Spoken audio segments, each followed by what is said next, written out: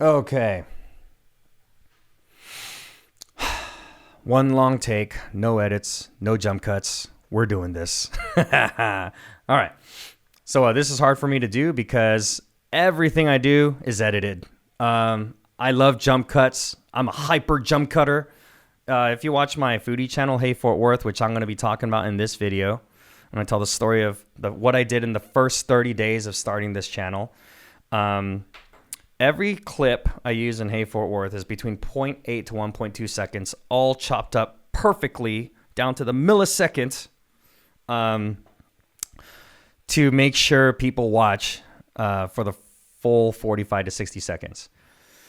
And so my brain is in this it's ADD content made for ADD people, which now apparently almost everyone is, on Instagram. They're just scrolling away, and you got to stop the scroll, right? You got to be super interesting and have some super editing skills to make sure you can stop that scroll. But I've always wanted to do this where I just hit record, talk, and post. Man, that'd be so awesome if I could do that. And then it hit me, just do it, right? Just do it. I have this thing called Idea Land where I just have all these ideas, everything from these little things of, oh yeah, one day that'll be cool to do that. And I just throw it into Idea Land, or even these great ideas that feel like they're from another realm. And I just got downloaded into my brain. Sometimes they feel like they're from God himself, and so I just throw them into Idea Land, and I just convince myself, they'll just go there, and I can freeze it. And then whenever I want, I can access it, boop, boop, boop, and then bring it out and put it in the microwave oven and, get it going. But it's not like that. Ideas are alive, and they can go there and die if you do nothing with it, And then when they die, it produces like this mold, and the vapors negatively affect my performance in all these other areas. Because a lot of times, someone once told me, you don't just get burnt out by all that you're doing. A lot of times you get burnt out by your sense of what you're not doing. And to combat that, one of the best things you could do is just go to Idea Land and take the thing that you feel like, hey, I could do this right now. I could do this today. Take it out and do it, right? Don't watch one too many YouTube videos. Don't ask ChatGPT XYZ, right, on how to do it. Just do it, right? So I'm doing this today because I believe if I can hit record, talk, and post with no editing, that's a big win for me, even if this video ends up sucking, right? Also, is this take one? I'm not telling you, okay? It could be take 22. I'm not telling you, all right? But I believe this story is going to be a very, very valuable story, especially if you're a business owner that wants to stand out in your 15-mile radius. Not enough local businesses are playing the local game on social media. They're trying to be like this influencer. They're trying to be like this big company that has a national audience. Play the local game if you're a local business owner. If the target you're reaching is within a 15-mile radius, there's a specific way you need to play your social media game, all right? And I want to talk about how I grew my local foodie channel, right, to average, the first video now is, I think it's like 500,000 views, the first video I ever posted. And then it started averaging 100K views a couple weeks after that. And then grew to 10,000 followers in the first 60 days, I believe. But the results it got was crazy. I mean, my favorite one is a food truck that we posted a feature for. They said in one of their quarters, they outperformed the one quarter where we featured them, outperformed some of the full years that they had as far as sales go. Multiple business owners were saying, hey, we were understaffed for the week following because there were lines out the door a day or 2 days after posting, And so I know that this formula works, okay? You just need to keep trying it, keep doing it, put it into action, and just keep trying. But I just want to tell the story about what I did the first 30 days of starting this channel. And hopefully you could just grab some gems as you listen to the story. So it's not going to be lessons with points. I'm just going to tell the story and maybe try to give you a few nuggets here and there at the teachable moments. Okay. So Hey Fort Worth. Okay. Let's start from the beginning. I started doing graphic design in 2014. I got hired at an agency. Okay. And learned how to do graphic design, specifically branding and website design and print design. Okay. And then I went into photography and videography. My the business owner, my boss, taught me how to use a DSLR. It was a blessing to work there. He paid me to learn content creation. Like that was such a huge blessing. I worked at Starbucks and was making. I'm not even working that much. I was making like, I don't know, $700 a month maybe. And he paid me a lot more than that. And I was getting paid to learn. And then after that, I got hired at another agency full time. But then it wasn't enough money to feed my family, which by then I had a wife and a kid, and we were on food stamps. Okay, so you could watch my first video, the whole story of how I went from food stamps to 6 figures in 2 years. And that was a whole miraculous story on its own. But by 2017, I started my own business, okay, and started finding a lot of results doing social media and just digital marketing for my clients. And then I realized, hey, there's specifically this thing I feel like I'm really good at, which is playing the local game for digital marketing. That's a way to stand out that not a lot of people are using and talking about. So at the time, I was living in Bakersfield, okay, Bakersfield, California, which is known to be the armpit of California. Okay, and then in Bakersfield, the dream for everyone is just to get out of Bakersfield. Everyone growing up in Bakersfield was like, one day I want to get out of here, And I was just, after a while, I was like, I don't want to contribute to that conversation of Bakersfield sucks and it's the armpit of California, And because I come from branding and marketing, I was like, maybe we could find an angle to rebrand the city. And I started realizing a lot of cool restaurants were opening up in town. And one thing that really stood out to me, especially whenever friends visited from out of town, is this one line. They say, I can't believe this is in Bakersfield. And I said that a lot too. And a lot of locals said that. They would go to a restaurant where a lot of these restaurants were people from LA that couldn't afford to live in LA anymore. So they moved and opened up. They took their experience and brought it to Bakersfield, and they opened up a restaurant here. So I would say, hey, I can't believe this is in Bakersfield. And that is the line that I wanted to shoot for when I started this foodie channel in Bakersfield. So I'm going to start a foodie channel where we're going to get that reaction from people. They're going to watch that video and be like, what? That's in Bakersfield? So they see these, these really creative dishes and these cool concepts. And when you're watching it, you're thinking it's in LA or New York, but then they're like, wait, here in Bakersfield? And I grew the whole channel based on that aesthetic, right? That, I guess, I don't know, that's that brand, right? And it grew so quickly. It was awesome. It was like the coolest thing I ever did. And then 2 years ago, I moved to Fort Worth, and that's where I started Hey Fort Worth. I started as Feed the Fort, and then I turned it into Hey Fort Worth, right? So I've already done it before. I already had the formula, and I was really confident that within 30 days, I'd find a lot of success, all right? So that's kind of the background. So now let me go into what I actually did, okay?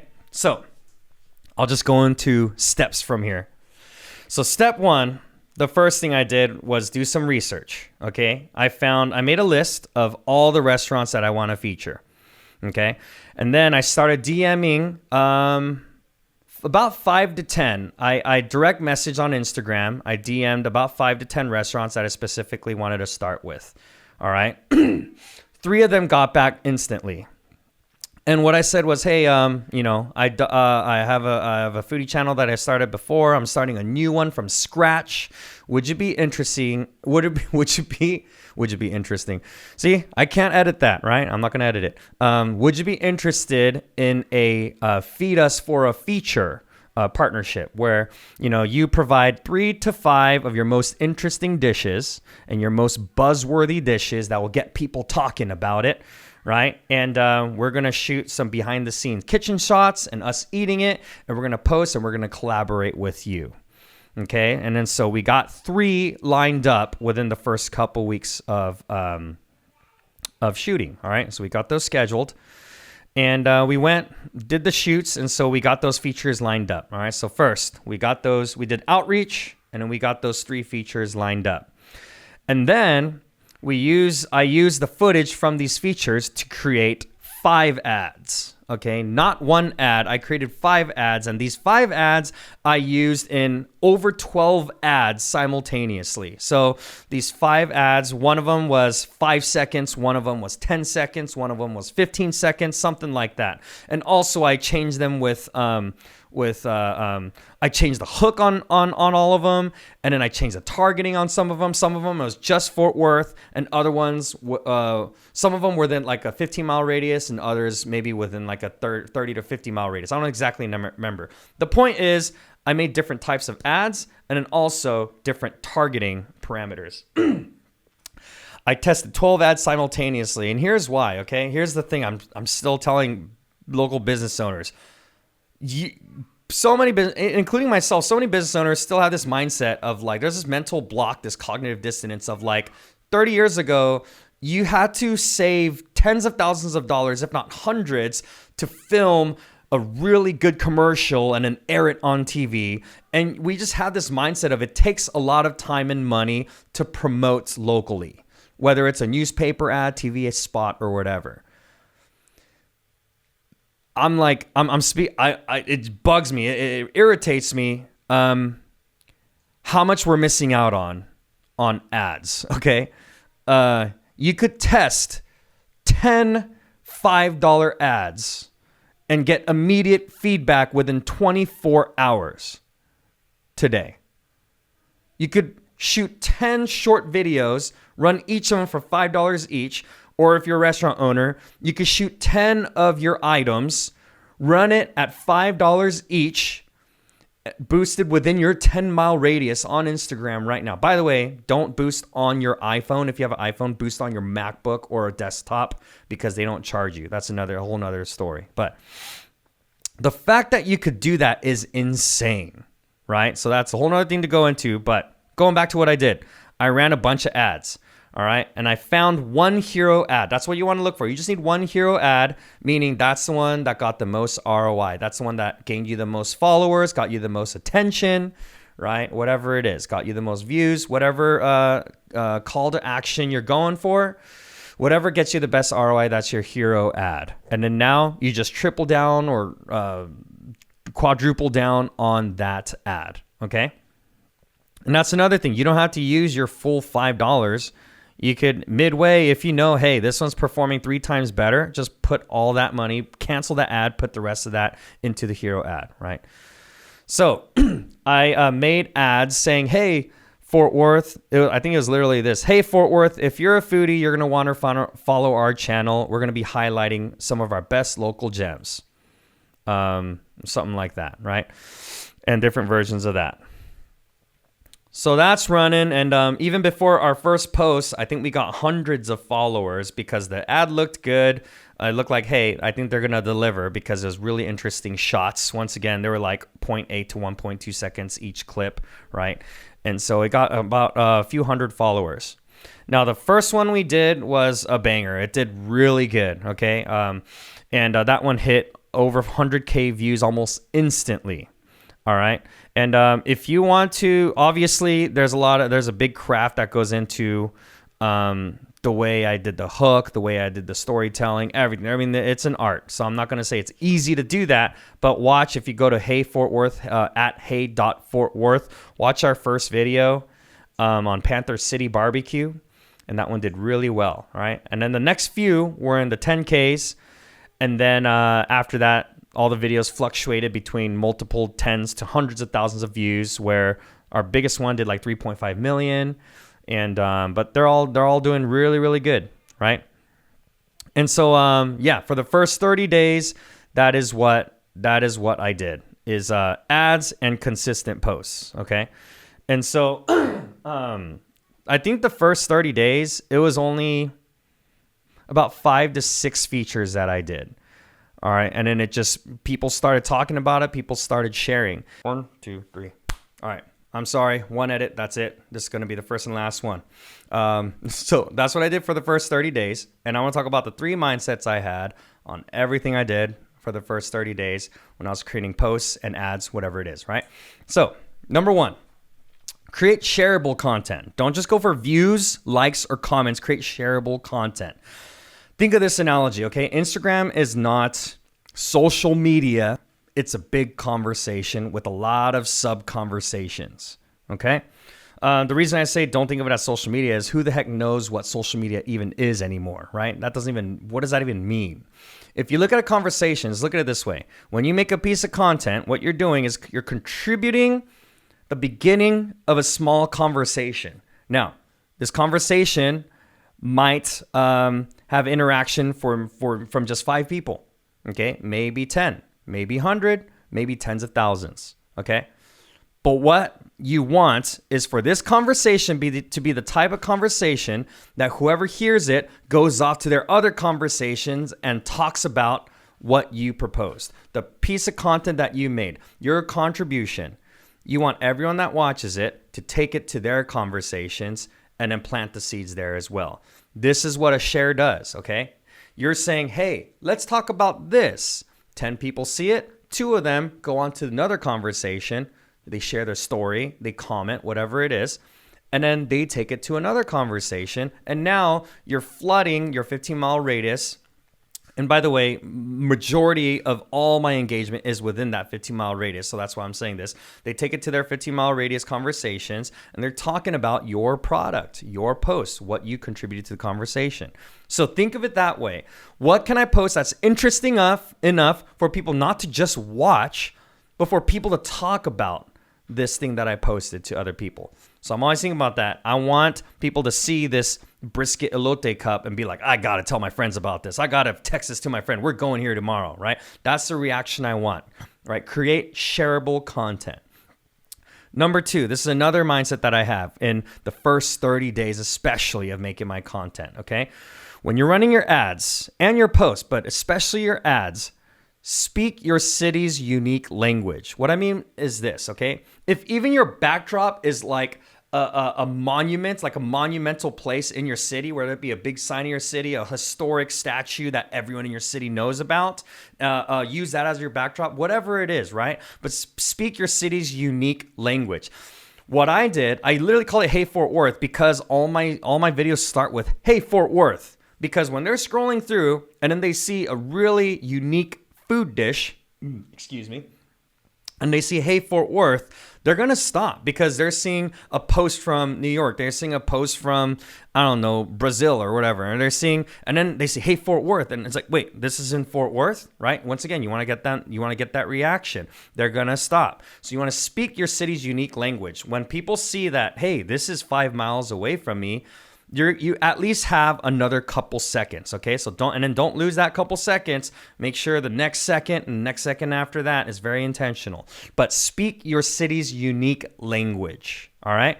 And number 3 is this: stay interesting, okay? It's not just about how good your product is, okay? When you're branding and marketing, you can't just be the best at what you're doing. What good is it being the best if no one knows who you are? I'm convinced that in every field, there is a best person in that field that no one knows about because they were so focused on their craft, but did pay no attention to marketing. I'm fully convinced of that. In that same way, if you really want to turn your product into a business, your service into a business, you want to turn your brand into a business, you got to find the interesting angle, the interesting storytelling, unique angle, right? If you have the best tacos in town, you also want to be able to tell a story of what makes the tortilla unique. Do you make your own tortillas? Did you get your recipe from your grandma? This ingredient is from so-and-so. Like, you want to tell a unique story or an interesting story. And always, people always say, there's nothing interesting about what I do. It's just good. No. If you take a magnifying glass and you search around, you look deep enough, there's always an interesting angle that people will find unique and will stop their scroll, all right? You got to find that interesting angle and you got to tell that story, okay? So, all right, I did it. Only 1 edit. All right, I messed up on my sign out. 2 edits, all right? I'll get better. Maybe the next one I'll do 1. But that is what I did in the first 30 days of starting Hey Fort Worth. And before I mess up, I'm going to stop this video.